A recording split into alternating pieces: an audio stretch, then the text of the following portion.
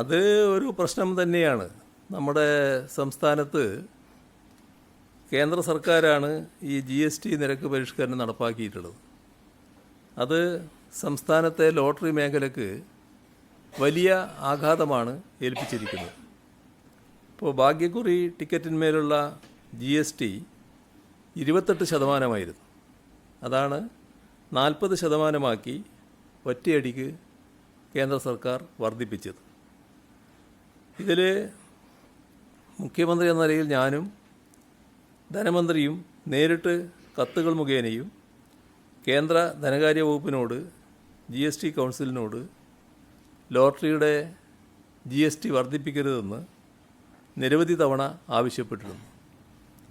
അതെല്ലാം നിരാകരിക്കുന്ന സമീപനമാണ് കേന്ദ്ര സർക്കാരിൻ്റെ ഭാഗത്തു നിന്നുണ്ടായത്. അതിൻ്റെ ഭാഗമായാണ് ലോട്ടറി മേഖലയിൽ നികുതി വർധനവിന് കാരണമായത്.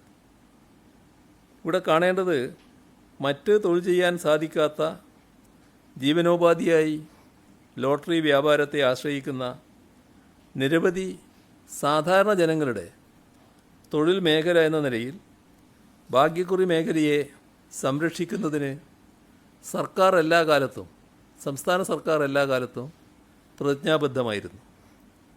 അതിൻ്റെ ഭാഗമായി സർക്കാരിൻ്റെ റവന്യൂ വരുമാനത്തിൽ കുറവുണ്ടാകുമെങ്കിലും ടിക്കറ്റ് വിലയിൽ വർധനവ് വരുത്താതെ നിലവിലെ ടിക്കറ്റ് നിരക്കുകളിൽ തന്നെ വിൽപ്പന നടത്താനുള്ള നടപടികളാണ് സർക്കാർ സ്വീകരിച്ചത്. GST 28% 40%ആയി കേന്ദ്ര സർക്കാർ വർദ്ധിപ്പിച്ചു.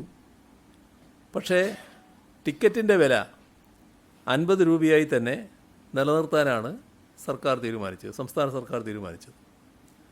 അതിൻ്റെ ഫലമായി ഒരു ഭാഗ്യക്കുറി ടിക്കറ്റിന് മേൽ സർക്കാരിന് 3 രൂപ 35 പൈസ റവന്യൂ വരുമാനത്തിൽ കുറവുണ്ടാവും.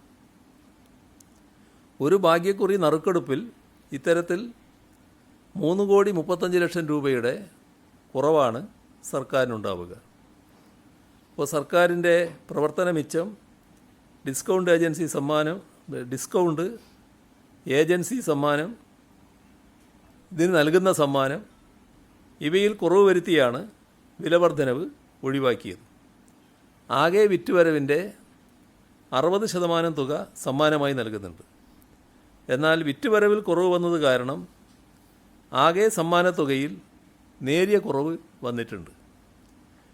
ഏജൻറ് ഡിസ്കൗണ്ട്, ഏജൻസി പ്രൈസ് എന്നിവയുടെ ഘടനയിൽ എങ്ങനെ മാറ്റം വരുത്താമെന്നത് സർക്കാർ പരിശോധിച്ചു വരികയാണ്. ഇത്തരത്തിൽ കേന്ദ്ര സർക്കാർ നടപ്പിലാക്കിയ GST നിരക്ക് പരിഷ്കരണം സംസ്ഥാന ലോട്ടറി മേഖലയിലെ തൊഴിലാളികളെയും കുടുംബാംഗങ്ങളെയും ഒരു തരത്തിലും ബാധിക്കാത്ത രീതിയിൽ ആവശ്യമായ എല്ലാ നടപടികളും സർക്കാർ സ്വീകരിക്കുന്നുണ്ട്.